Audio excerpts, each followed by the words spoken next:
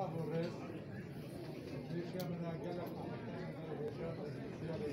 partiyeme hafif şanlıyım var. Az bana duvara ne yapın? Bu halde bıçak çıkartılar basar var. İsari dersi sıfatlı kabin zaman yani bu zamanı Kürdi bu zamanı Kürdi Ahmet Efe'ye de Hasan-ı Cenab-ı Ali'den o menet uzun.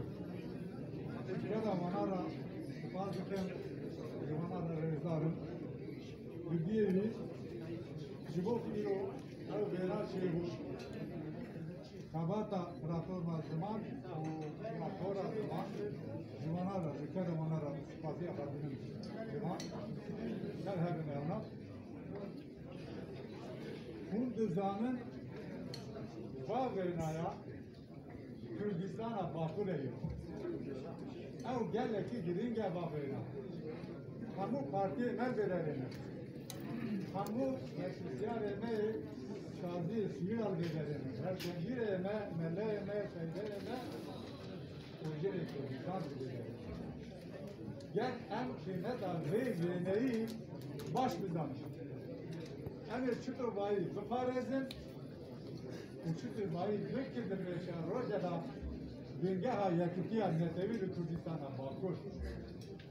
Eğer zaman dikkat zaman ne bu hevunu peşe Roja gelemeye ev ve şahı tevemane kızdım her zaman Yakuti Adin devin yapmayın maya devin Türkiye Hedina Yakutiya Kürdistan'a en büyük şahı meseleler binleri ve şimdi en büyük şahılar binlerin ev burada Çin'a zaman Yakutiya Kürt yadı devlet adağırken set salın Dijî milletê Kurd kir holê rake du tişt dixete dişopîne.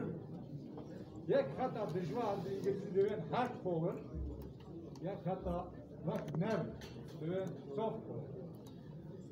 Ya dijwar em zanin çi ye? Ses salin, wek em bên bi zorî, bi kompûjî, bi jenosîd, bi wek em bên girseyiya koçberî, bi ser gelê me berdewam.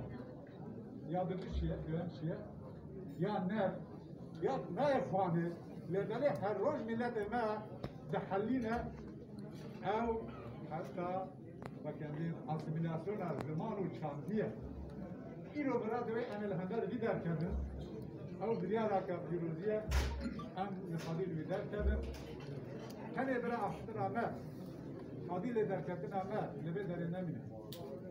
Gün kadıya, emrabun.